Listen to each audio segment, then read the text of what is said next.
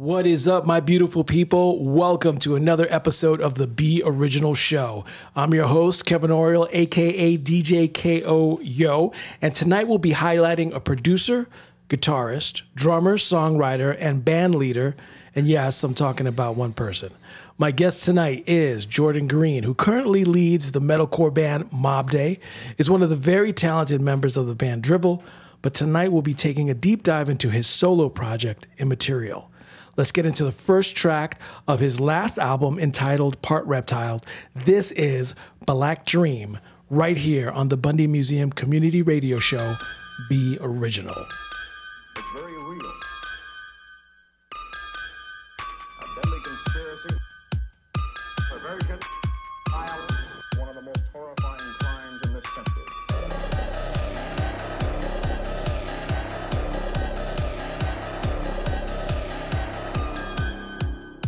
Perversion, violence, conspiracy.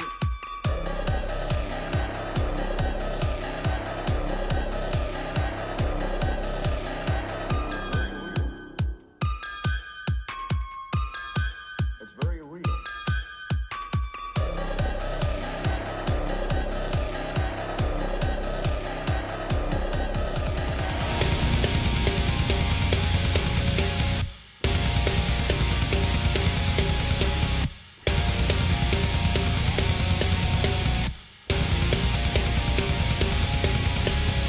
Perversion, violence,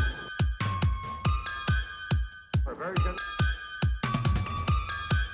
horrifying violence.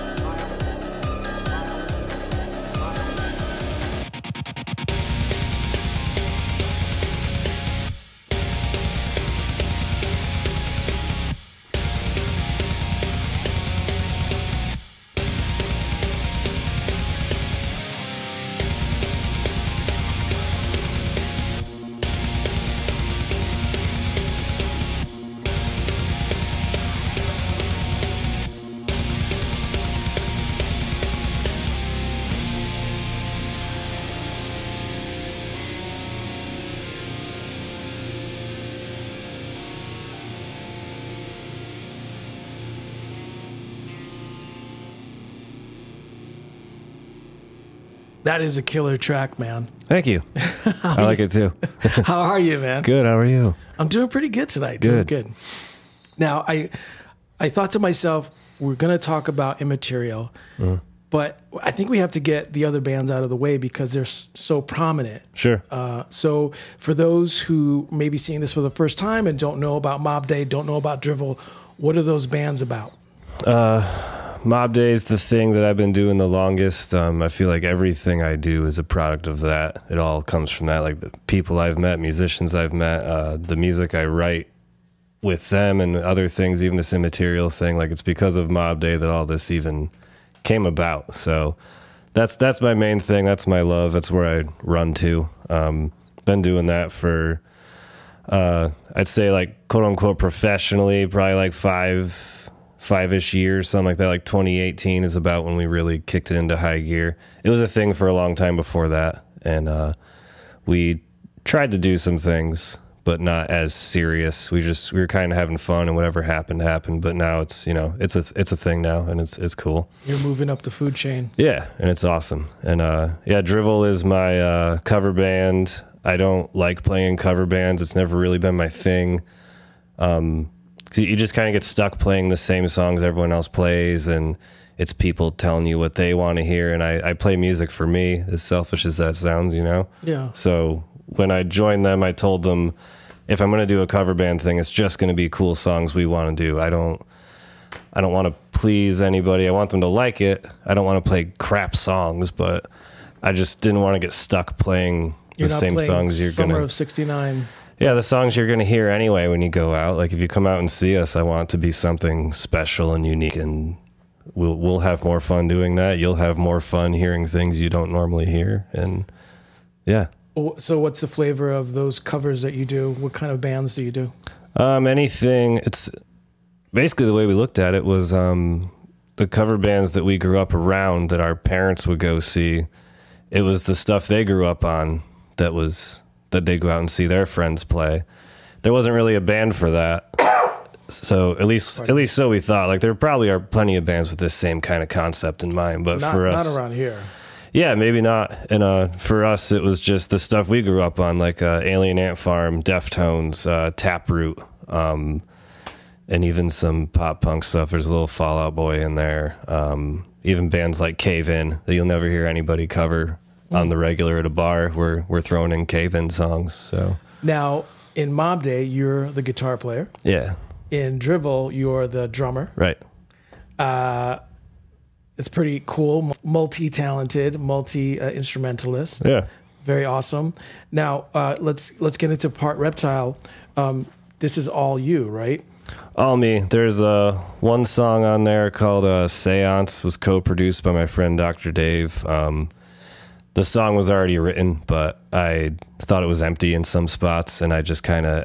I really trust his opinion on filling spaces in songs, because I can go over the top and make it too like cloudy in there, whereas he just kind of always knew where to put things, and he's kind of been a part of this project since I started it. I was like 20, 21, and I knew he would appreciate it, so I sent him all this weird stuff, and he really liked it. So when I brought it back during the pandemic and worked on this record, he was the first guy I called. I was like, what do you hear in this song? And he gave me some little pointers on that. And yeah, other than that little bit, yeah, it's all just... So this was a pandemic project? Yep. What songs? I think Enemy kind of... That came about back when I started this thing. This is like 2008 we're talking. Enemy was a song from back then, and I think... Firefly was too, but it was called Zombie Soundtrack back in the day. It reminded me of like a Rob Zombie movie. Just I thought I could fit in there, so it was called Zombie Soundtrack, and then actually it's called Firefly after the characters in Rob Zombie's movies, the Firefly family. So that's where I got that from. That's how lazy I am with this thing, really. I don't think I would call it lazy. You're putting out a whole album while everybody else is hunkering down, you know, watching Netflix all day. Yeah. So that was one of the things that I was going to bring up. Like, the whole album sounds like a soundtrack to a movie.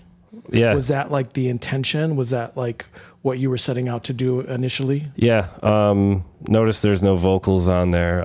When I first started, and you sing too, so yeah. That was another question I was going to ask you. Why didn't you do any vocals on it? I tried it one time when I first started recording this stuff back in 2008. The very first song I wrote, I forget the name of it, but I tried vocals on it, and lyrically, it wasn't coming to me the right way. It felt better instrumental. The lyrics felt forced and weird, and it's weird music anyway, and I didn't need to add any more weirdness to it. You have some really cool samples going on, especially in the song Black Dream. Yeah. Right? You've got a pervert. There's like some repeated like perversion, violence. One of the most horrifying crimes in this century, or something like that. That was actually a newscast, something with the Hells Angels back in the 70s. Oh, yeah.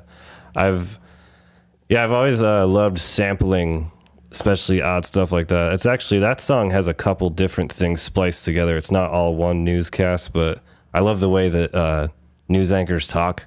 And I think it sounds so weird over music, so I love putting that in there.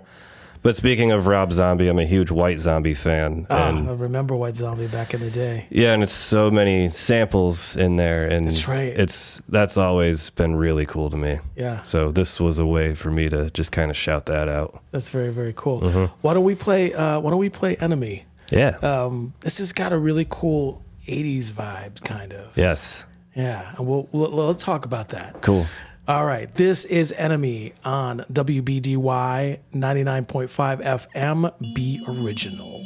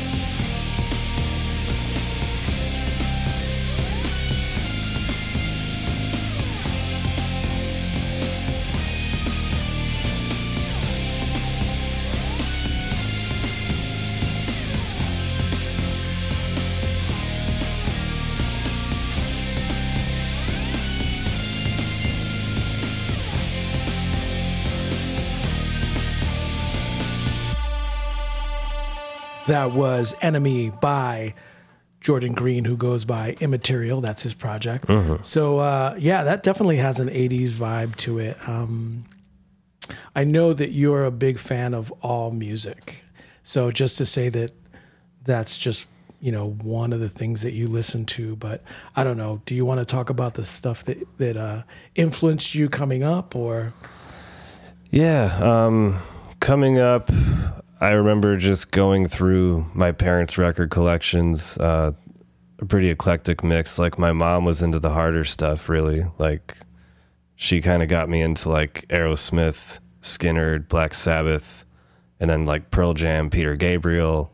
And I remember going through those a lot as a kid and just loving all that stuff, not thinking about genres or anything like that. It was just cool music. I love that your mom has come to shows. I've seen her at the shows. Right? Oh yeah. She still comes out. And yeah, with my dad, it was he's a mechanic, so growing up in the garage, the classic rock radio was always on.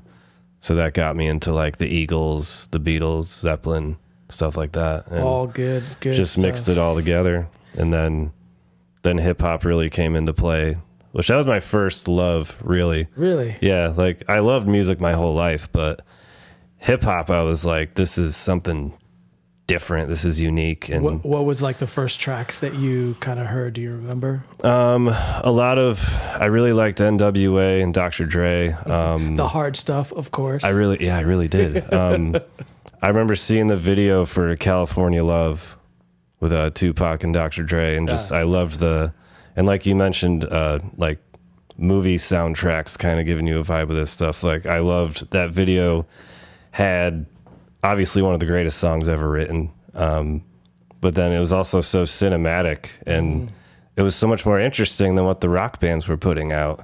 It was just guys in a room headbanging, which is awesome.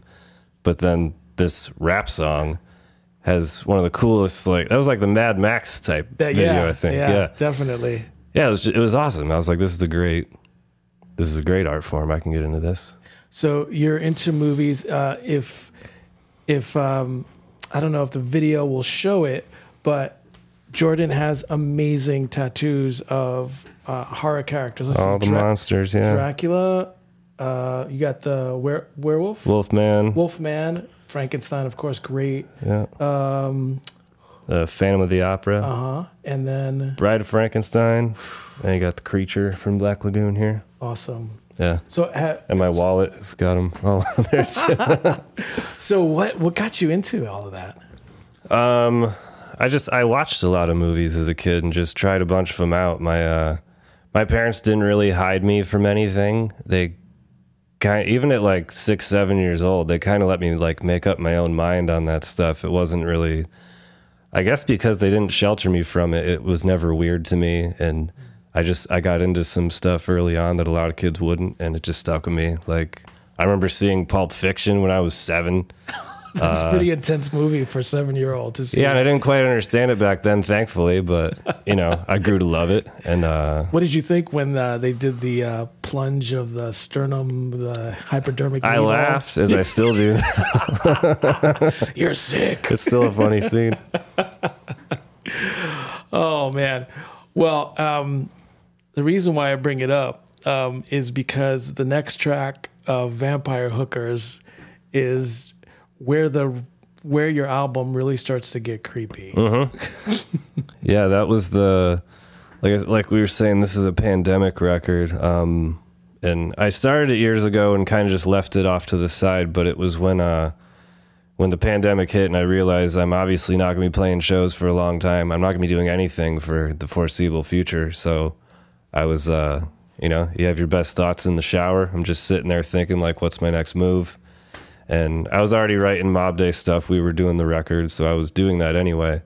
But I had hours and hours and hours to kill every day. So this just popped back in my head. Like, I haven't done this iMMaterial thing in a really long time and never properly put it out the way I wanted it to, and just figured jump back into it. And Vampire Hookers was the track that got the ball rolling on this. And yeah, it's a very strange one. Love it. I love it. This is Vampire Hookers on the Be Original Show.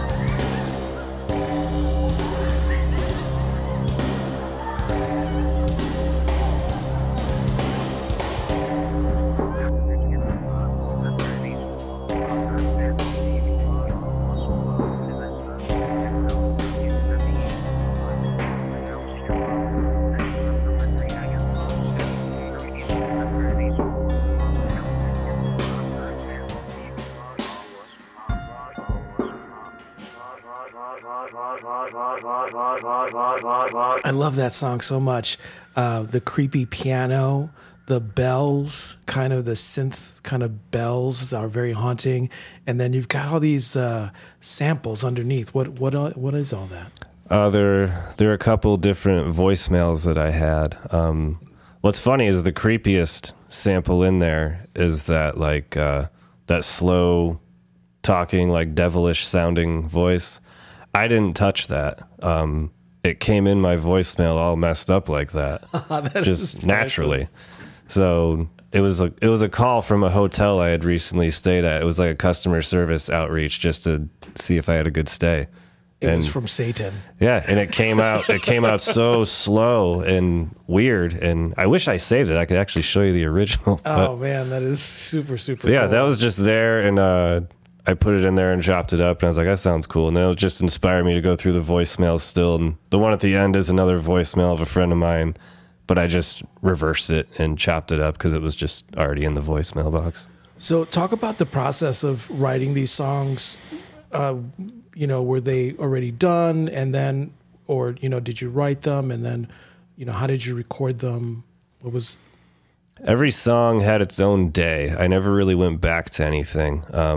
I got up, started it, wrote it, recorded everything I wanted, and then I was mixing it by like, I don't know, 3, 4 o'clock in the afternoon, and I would just let it loop, and I'd walk around the room, just pace. Like, this album sounds like someone going insane, and it's really what was happening. I was just in this room for months. It's appropriate for that time, that period of time. And yeah, I literally, like, a lot of these songs were written, recorded, mixed, like, that day. Like, you're hearing just a couple hours on each of these. Wow. Some of them, like, couple overdubs here and there of stuff that would, like, hit me later, but Vampire Hookers especially, that was one day. Wow. And yeah, I just play it, listen to it, walk around, hear the mix in the room, tweak little things here and there. And all of the production was done at home? Yep.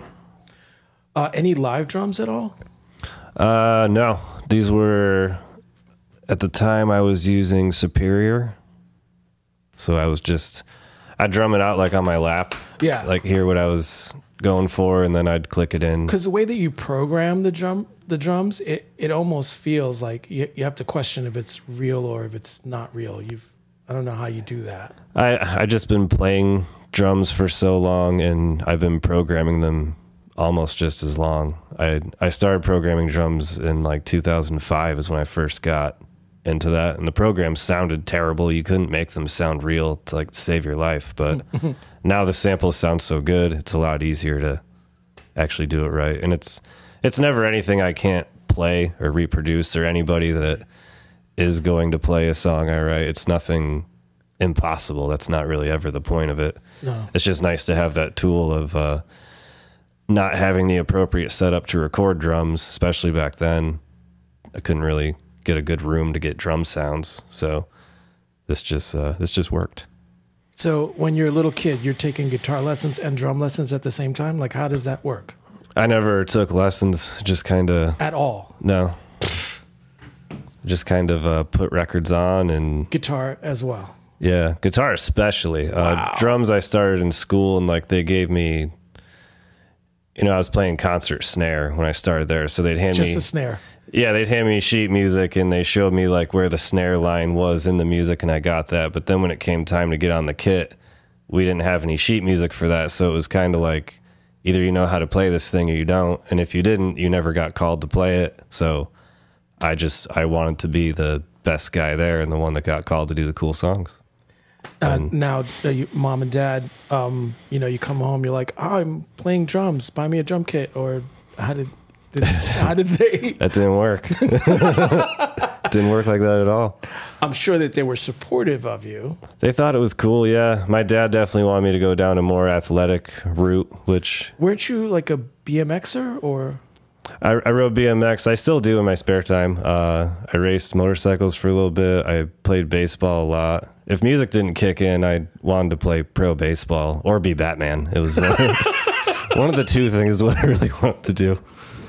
But no, music came into play and a lot of that stuff. It didn't lose its importance. I still love sports, and a lot of my friends are still racing, and I'll go check them out sometimes. But once the music came into play, it just made more sense to me. Like, this has more of a personal thing to me, more of a future that I was excited about.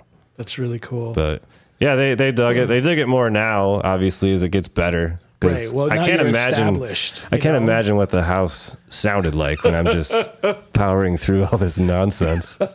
Especially learning guitar. I just put a CD on and hoped I got close. And wow, and you're an accomplished guitar player. I mean, you I got a lot to learn on guitar still. Oh man, but I can't imagine what it sounded like when I was learning. I mean, you're writing sick riffs for Mob Day, and it's just the leads and all that stuff. It's really impressive. Oh, thank you. And on Firefly, you play bass. I do. Now, of course, I'm a bass player, so I love this song. But it's really sparse. Like, what was your thought behind Firefly? Which was Zombie Soundtrack was the original title of it. And yeah, I wanted to go for the vibe. For those who have seen the film Devil's Rejects, the ending scene, they're kind of all beat up and they're in that convertible. And the movie ends the way it does, but I just love the scene of them driving in that. And I just thought it'd be cool if that vibe of just like a convertible, that desert scene they were in. And yeah, I just thought it'd be cool to like write music for that little part there that I heard when I'd watch it. And it's kind of where it came from. So this song is about kind of driving through the desert, a little tired with the top down. Let's do it.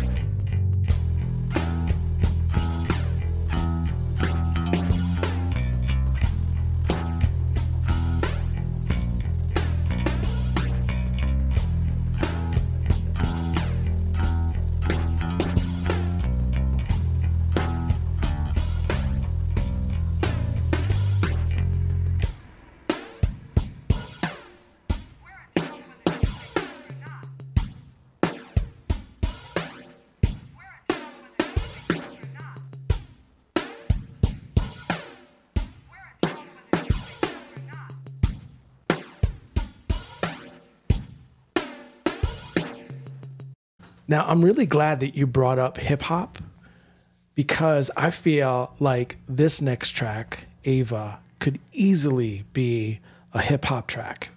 Yeah. Yeah, I never thought of it that way, but it totally could be. It's definitely got the that West Coast G-funk to it with the creepy like yeah. I love those sounds. Even in my guitar playing, I love the high-pitched weird squealy noises because of that. Yeah, there's like that's like really there's some of your songs, I wrote some notes that have like awesome guitar sounds that probably do you use with Mob Day or Drivel or? Yeah, some actually there's a riff in Seance that I ripped to be a part of a Mob Day song because it. I've got a bone to pick with you with that one. Yeah, because you only play that for 4 measures. And it is just. We'll get there. We'll get there. Let's talk about Ava first. Yes, Ava's the shortest track on the record. It was meant. I was in this one of my favorite bands ever. They're called Failure, and they do this thing. At least they did for a few records where they do like 3 or 4 songs, and there'd be a track called Segue, and then like a number, and it would kind of break that vibe, and then set you up for the next like 4 songs. Then there's another segue. So you get this beautiful album front to back, but they broke it up with these segues. And the segues led into different vibes. Yeah, it almost, and in fact, they did release an album like this where it was just 4 EPs that came out, and then once the 4th EP dropped, it was the full-length album altogether. Oh, that's cool. So Ava was inspired by them with that. That was supposed to, even though it's such a short record, it's kind of silly to throw a break in it, but it is kind of different. It feels a little bit different than the other songs. Yeah, it's definitely it has like a film noir vibe to it where it's almost upbeat, but there's still a lot of darkness to it. And yeah, just I can hear any like of the top, rap artists, spitting over that. Yeah, for sure. I'd love to hear it. Yeah. Yeah, that one, it definitely was supposed to sound a little more lighthearted than the rest of the record, but it also has a little darkness still, so it still doesn't completely pull you out of the vibe of the whole album. But it was a cool little break, and I wanted it to be a lot longer than it was, but I just, like I said, these songs I would just walk around the room listening to them over and over again, and this one I never got a better idea to take it anywhere. All right, rappers, I want you to all go out to Bandcamp and get the songs, download them, and put your best rhymes on them, and then send them over to Jordan. Let's do this. To see if you can collab with Jordan here. Let's do this. This is Ava right here on WBDY 99.5, Be Original.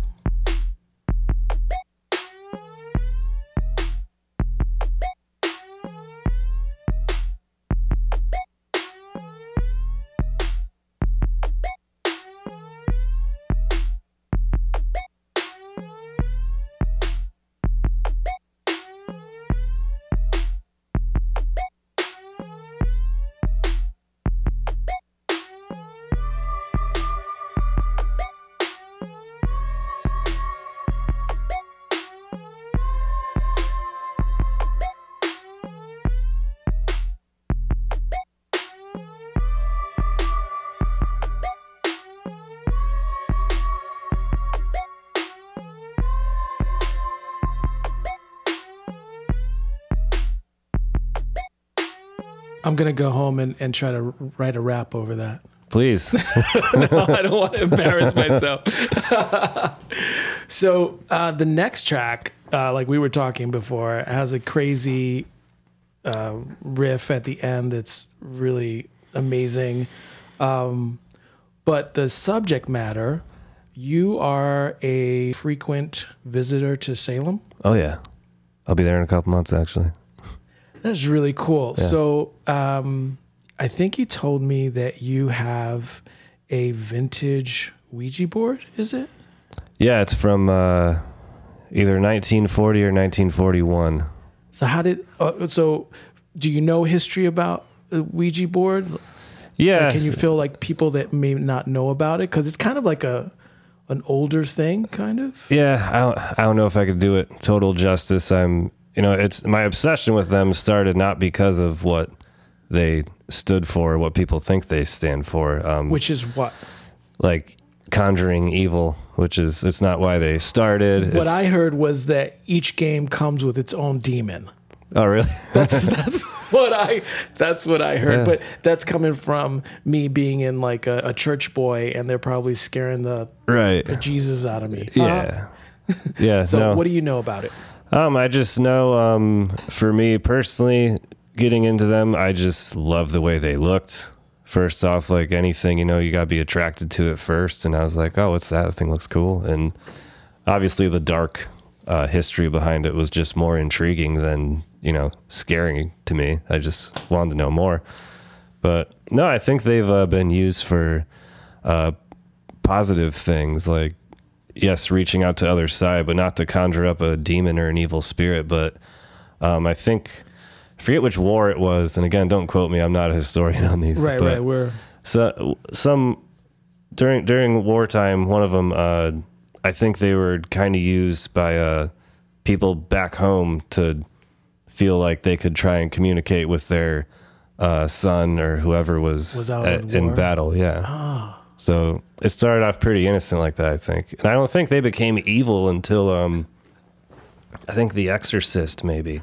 Was it in there? You know what? They said she used the Ouija board to conjure the spirit there. I have to admit something. I've never watched The Exorcist all the way through because it scares me. Oh, it's so good though.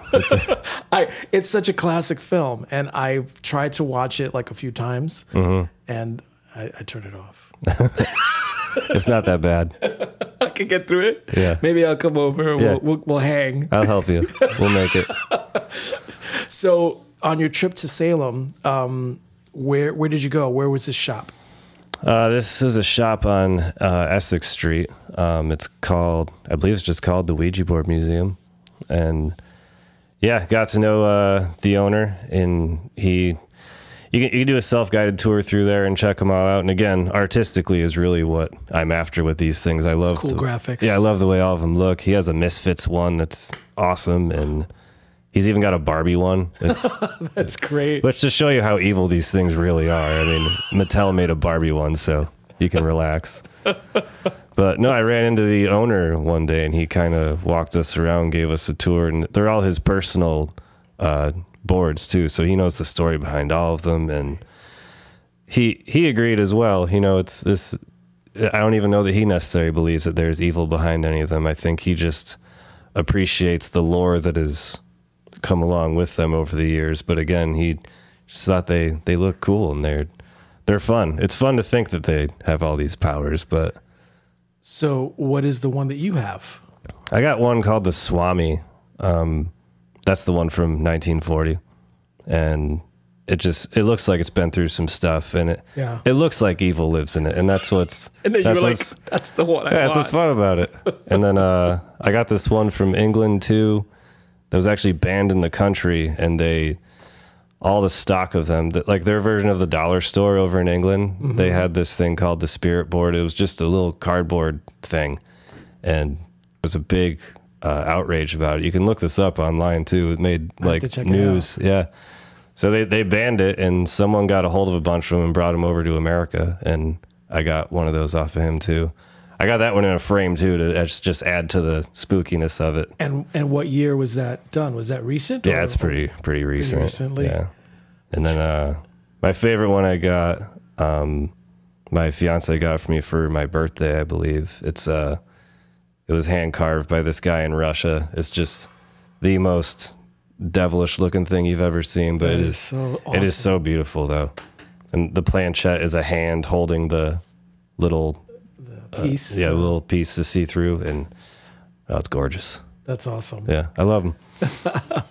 Well, this is Seance, one of my favorite songs on this record. Just an awesome piece of music. Right here on WBDY 99.5 FM, Be Original.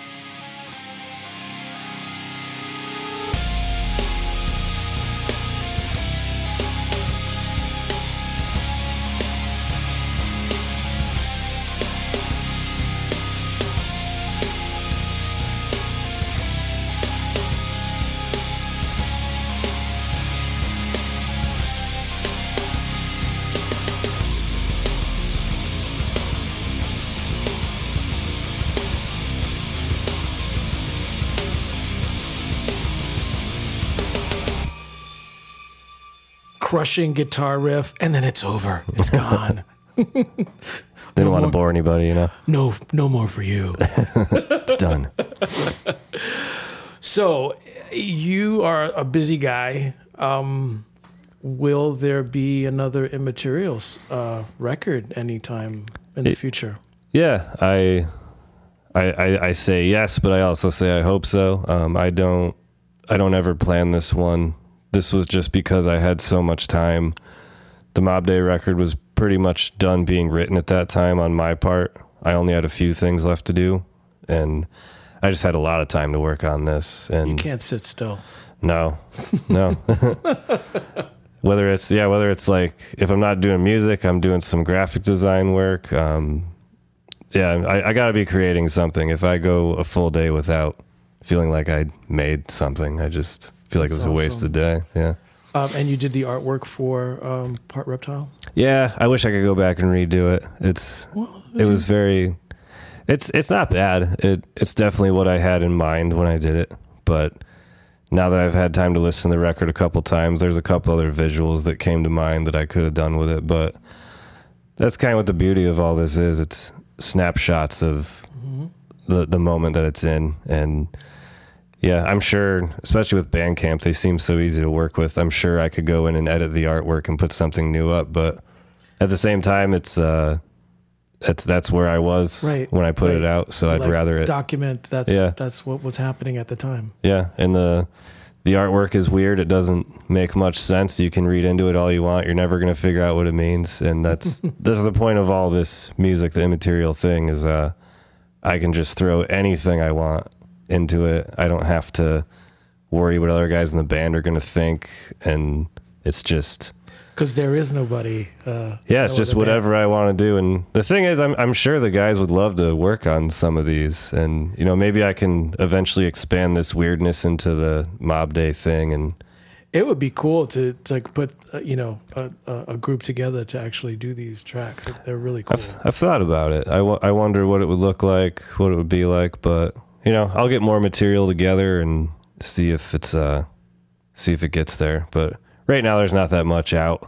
Even the full album, I don't know. I think it comes in at like a half hour, maybe. Right. So, not much there to play with. But if more comes out, yeah, there's definitely. It's a cool listen, though. Like you throw it on, and it's just moody and weird and just dope. Yeah, I wanted it to just be a breakup of things that you'd hear all the time. Much like my philosophy on playing in cover bands. Just I want it to be a little different if I'm going to do it. So. That's right. If I'm going to put something out where it's just me, I'm going to make sure that it's something I enjoy and something a little off from what you'd normally be hearing. And there's people that dig it. Yeah, I think so. Surprisingly, the reason I didn't call it Jordan Greene when I started and called it iMMaterial. First off, it was a self-conscious thing. Immmaterial means unimportant, and so I kind of didn't give it a name. The name was iMMaterial. Like, it didn't matter what it was called. Didn't matter who did it. So I made a couple songs and just started showing them to people and not telling them who did it. I was just like, what do you think of this? And the reaction was really cool to it. And people really, really liked it. Some people knew what I was doing, though. Right. They're just like, what, is this one of your songs? And you want to see what I think? I was like, well, yes.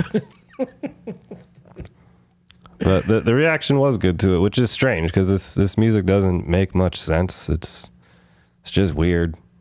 Like I said, it's just a way for me to make whatever I want and not worry about the consequence, which I wish every song I wrote was like that. I wish I didn't worry all the time and just let it fly. I don't know. Maybe one day it will be like that. Yeah, we'll see. So where can people pick up the record? Right now, it's just on Bandcamp.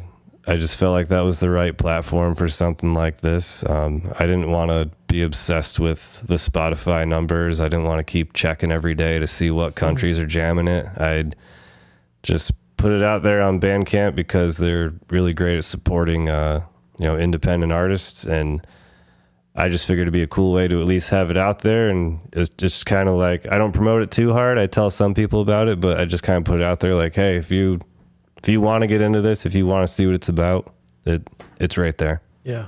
It's very cool. I really do hope that you find some time to do another album, because it was really dope. I'd love to. I'd love to figure out what this thing is, figure out what the sound is that I'm really going for. Like, Explore. I think Black Dream is kind of the vibe I'd stick with. It has a mix of everything I like in there. There's the electronic, then there's also the rock with the real instruments in there.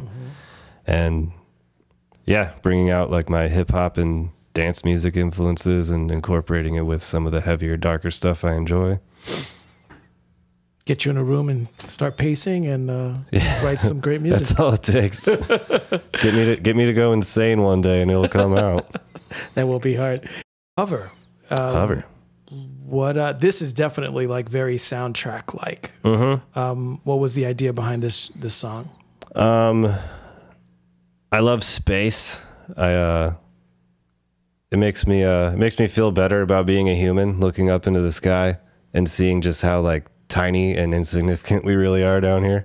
If I'm ever having a really bad day, I just think to myself like, I'm not even a thought in the grand scheme of all this. In all the billions of years that the planet's been around, I just look up and I just kind of calm down when I do. So this song was kind of me imagining that like gravity just kind of gave out and we all just kind of became like untethered, and I imagined it being actually like kind of peaceful in an odd way. That's why the song kind of doesn't move a lot. And you like hear that there's no like sound up in space. So it's just kind of like what would be going through your head if you're just kind of floating and watching it all go away. It's pretty dark, but I love it. Yeah, it was just a thought. And it wasn't even so much, it wasn't like super serious or anything. Like I'm not hoping that happens, but it was just a visual that popped in my head, especially back then, sitting in a room at this point, when I did this song, it would have been like 2 months of not leaving the house. So wow. I was going a little crazy, and definitely just kind of thought of like an astronaut just floating up there and what it would sound like. You're really good.